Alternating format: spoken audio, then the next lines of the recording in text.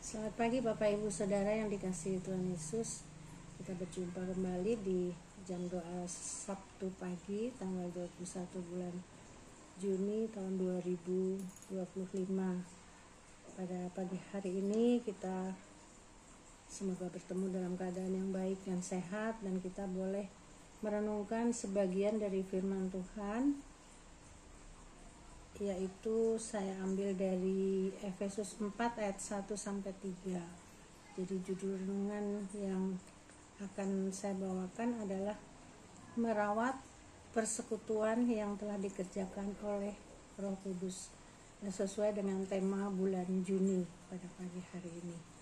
Biarlah kita akan mendapatkan hikmat bijaksana supaya apa yang Tuhan inginkan dalam kehidupan kita boleh lakukan dengan baik karena pertolongan Tuhan.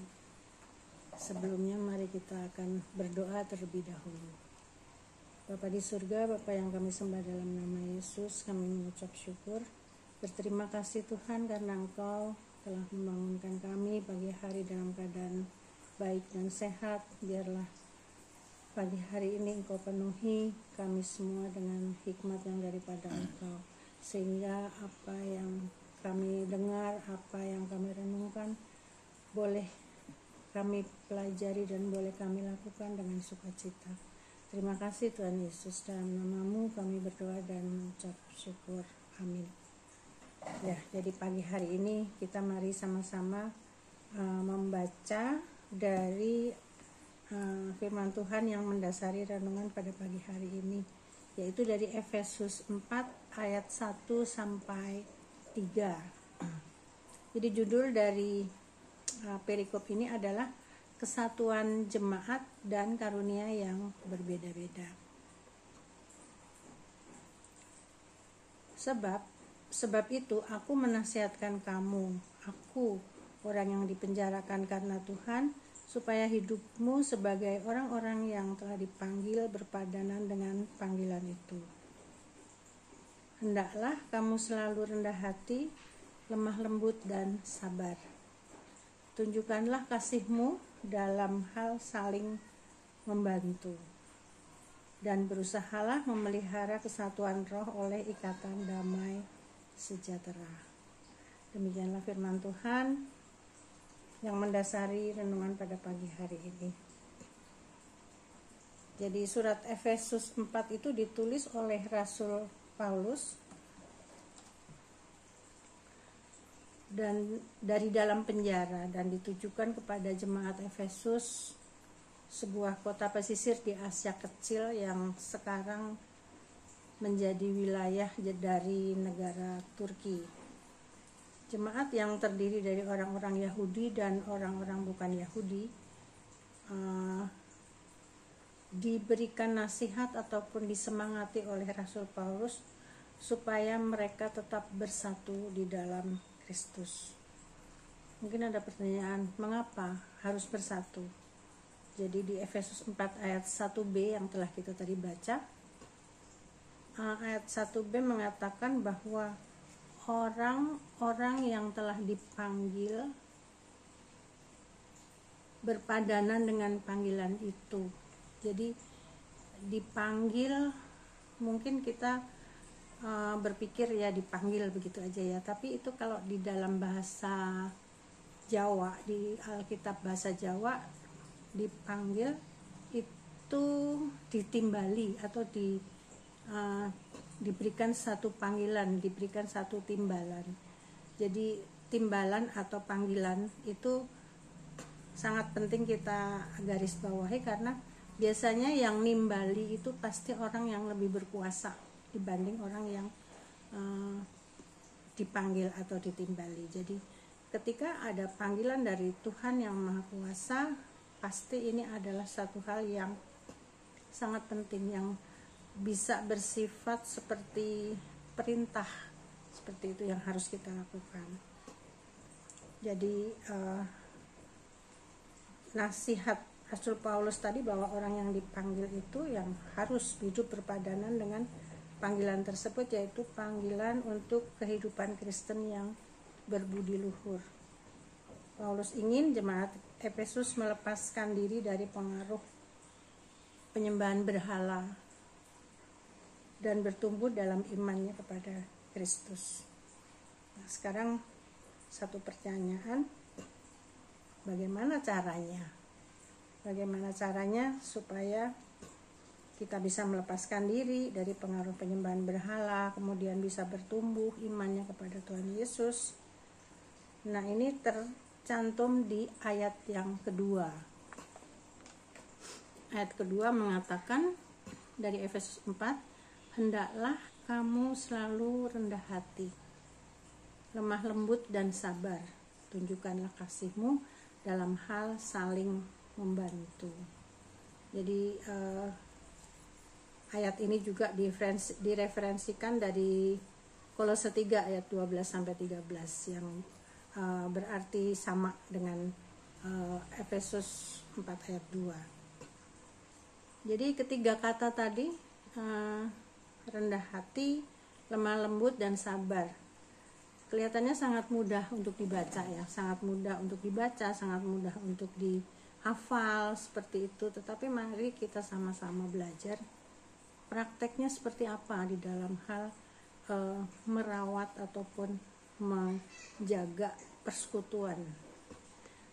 Mungkin izinkan saya untuk mengadopsi atau mengingat khotbah dari pendeta yang minggu yang lalu, bahwa persekutuan atau koinonia itu tidak sama dengan kumpulan arisan, kumpulan reunian, melainkan satu kumpulan atau persekutuan itu mempunyai tujuan, mempunyai dedikasi untuk satu tujuan yang mulia, yaitu supaya nama Tuhan ditinggikan.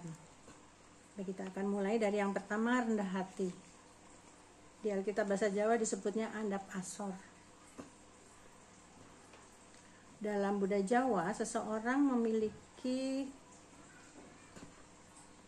sebuah indikasi bagaimana tindakan andap asor terhadap orang lain. Misalnya ketika kita berjalan di depan orang yang lebih tua atau lebih dihormati seperti itu, kebanyakan kita akan membungkukkan badan sedikit, kemudian tangan kita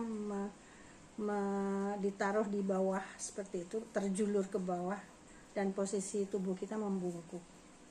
Kadang-kadang sambil berkata nyuwun sewu seperti itu. Jadi itu satu penghormatan kepada orang yang ada di depannya karena kita mau melewati mereka. Kemudian kalau kita duduk di bawah atau duduk di lantai atau di karpet atau di mana, nggak mungkin kita duduknya kakinya diangkat ya, jegang seperti itu, nggak mungkin. Jadi kita berposisi dalam tubuh, kaki kita itu harus bersila. Itu berasal dari kata susila atau susilo, yaitu kepatutan ya. Juga kalau kita pernah mengunjungi makam para leluhur atau makam pahlawan atau makam orang-orang yang dihormati, itu kebanyakan pintu makam itu dibuat rendah. Maksudnya apa?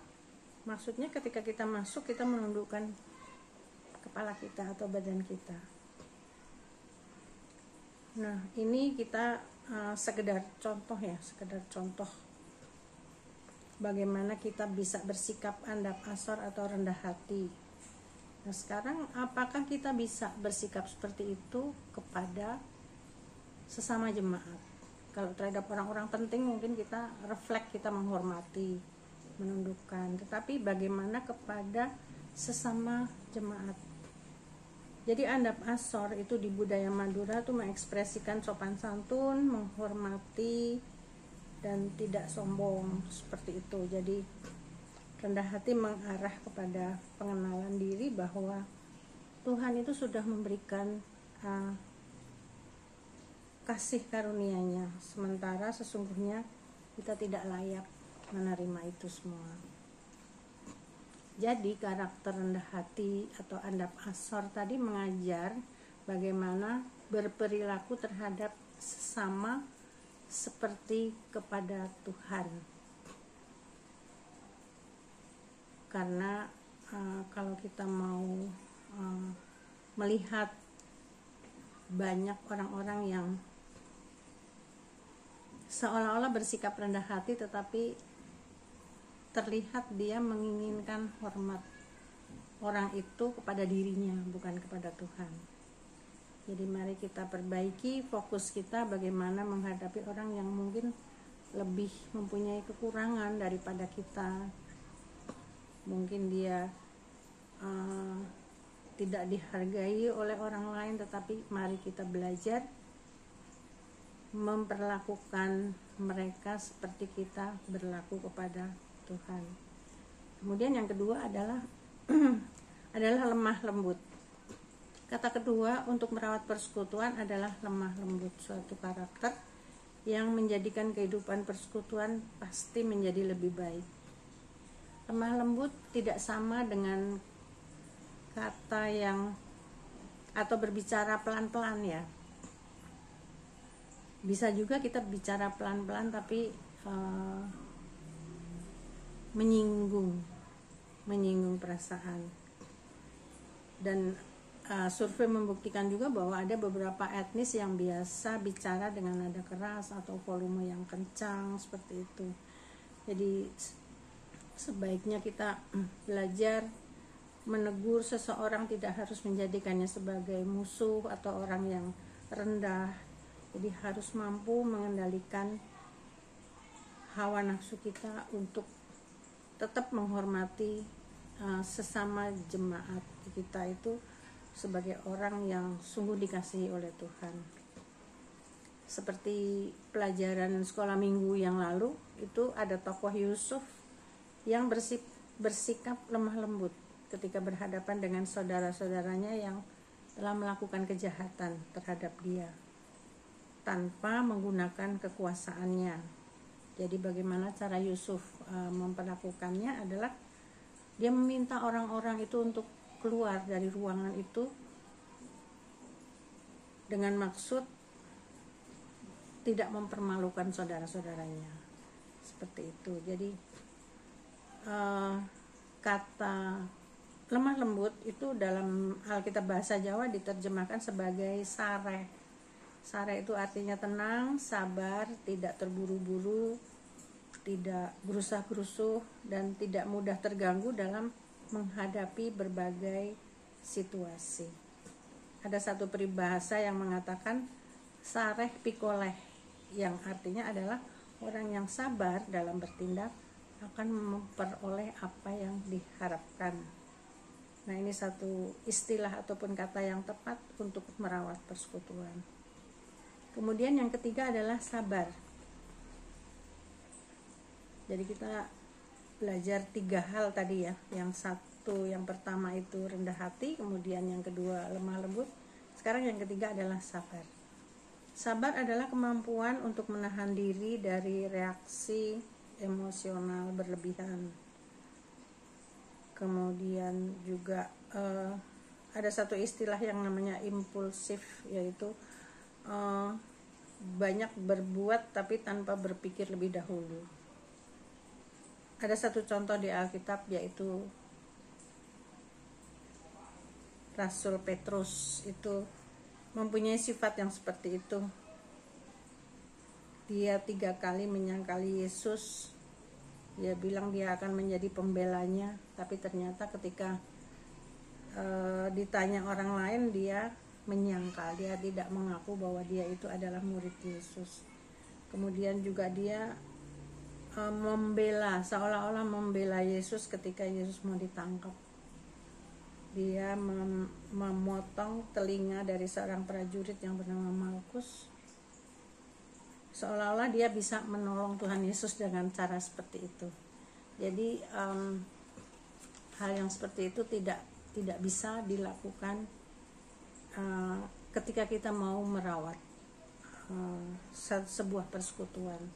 Jadi kesabaran melibatkan ketenangan, ketahanan, dan juga ketekunan yang pantang menyerah. Di ayat 2b dikatakan, tunjukkanlah kasihmu dalam hal saling membantu. Nah, untuk menunjukkan kasih, kita memberikan bantuan itu sesungguhnya hal yang sangat penting ya. dalam praktek. Itu kita bisa melihat, mungkin kita sudah hafal satu perikop yang ditulis Paulus dalam 1 Korintus 13, yaitu tentang kasih. Jadi apa saja perbuatan sia-sia yang sering dilakukan orang dalam merawat persekutuan?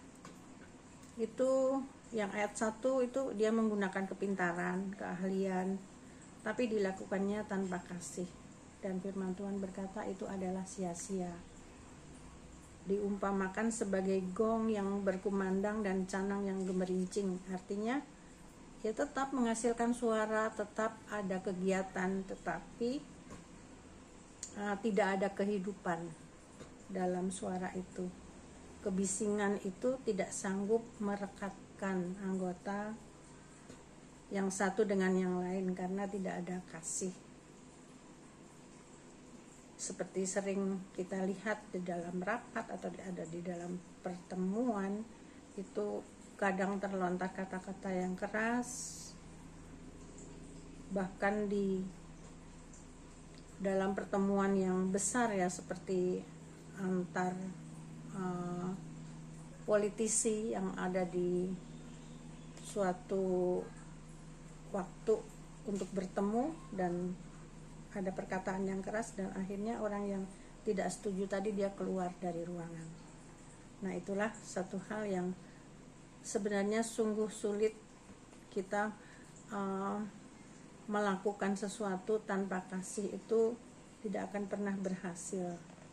Nah, kemudian yang ayat yang kedua, orang yang bernubuat. Tadi yang pertama tadi kan orang yang pintar, orang yang ahli ya, tapi tanpa kasih sia-sia. Kemudian yang kedua, orang yang bernubuat atau berpengetahuan, menggunakan pengetahuannya untuk merendahkan orang yang tidak sepintar dirinya. Kemudian ada satu lagi, orang yang beriman, orang yang mungkin bisa dibilang di ayat 2 itu diumpamakan sanggup memindahkan gunung ya, tapi dia tidak mau mendengar nasihat atau pendapat orang lain. Jadi itulah satu hal yang kita hindari supaya firman Tuhan berkata itu adalah perbuatan yang sia-sia. Jadi setiap anggota tubuh Kristus harus waspada supaya tetap mengenakan kasih sebagai dasar untuk merawat persekutuan, meskipun memiliki kepandaian, memiliki karunia bernubuat, ataupun memiliki iman yang sempurna. Nah, kita sampai pada Efesus 4 ayat yang ketiga. Dan berusahalah memelihara kesatuan roh oleh ikatan damai sejahtera. Dalam terjemahan yang lain dikatakan, lan ngudio lestarine anggonmu tetunggalan ing roh sarono suhing atut rukun. Saya mencoba mencari ini terjemahannya artinya apa, seperti itu. Ngudi itu berusaha dengan sungguh-sungguh, bahkan mengejar sesuatu. Jadi perlu suatu tekad yang kuat. Jadi kalau kita mau merukunkan orang, ya memang harus diusahakan, tidak bisa itu rukun sendiri seperti itu. Nah, suh, ada kata suh di situ. Suh atau suhing itu. Suh itu artinya tali sapu. Kita bisa tahu bahwa sapu lidi tidak akan pernah bisa dipakai untuk menyapu ketika dia cuma lidi 1 atau lidi 2 seperti itu. Tetapi ketika lidi yang banyak tadi diikat menjadi satu, nah baru dapat digunakan untuk membersihkan tempat misalnya. Nah, tali yang sebagai pengikat tadi yaitu suatu sikap ataupun suatu kondisi yang disebut di Alkitab disebutnya damai sejahtera. Ketika dalam persekutuan itu ada damai sejahtera, disitulah kita semua akan berkembang, bertumbuh, bahkan berbuah. Jadi kesimpulannya, jemaat di Efesus yang dipanggil atau ditimbali oleh pribadi yang maha kuasa untuk merawat persekutuan yang telah dikerjakan oleh Roh Tuhan sendiri, Roh Kudus, harus memakai cara yang sopan, yang rela merendahkan diri, tidak terburu-buru, dan mampu menahan emosi. Kemudian hal-hal tadi yang dikatakan di atas tadi harus diikat ataupun dipersatukan oleh damai sejahtera. Demikianlah satu hal yang kita pelajari pagi hari ini. Biarlah semuanya boleh menjadi berkat, boleh menjadi perluasan wawasan bagi kita semua. Dan hasil dari persekutuan yang dirawat seperti nasihat Paulus kepada jemaat Efesus di Kisah Para Rasul 2 ayat 47 dikatakan seperti ini, tiap-tiap anggotanya akan bertumbuh dengan sempurna, maksimal, mengembangkan dirinya menjadi pribadi yang indah dan berkenan di hadapan Tuhan. Kisah Para Rasul 2 ayat 47 mengatakan, mereka memuji Allah, mereka disukai semua orang, dan tiap-tiap hari Tuhan menambah jumlah mereka dengan orang-orang yang diselamatkan. Selamat merawat persekutuan dengan pimpinan Roh Kudus yang manis. Sampai suatu waktu kita boleh bertemu muka dengan muka dengan Tuhan Yesus. Dan alangkah senangnya ketika Dia berkata kepada kita, baik sekali perbuatanmu itu, hai hambaku yang baik dan setia. Kau telah setia dalam perkara kecil, dan aku akan memberikan kepadamu tanggung jawab dalam perkara yang besar. Masuklah dan turutlah dalam kebahagiaan Tuhanmu. Tuhan Yesus memberkati. Amin.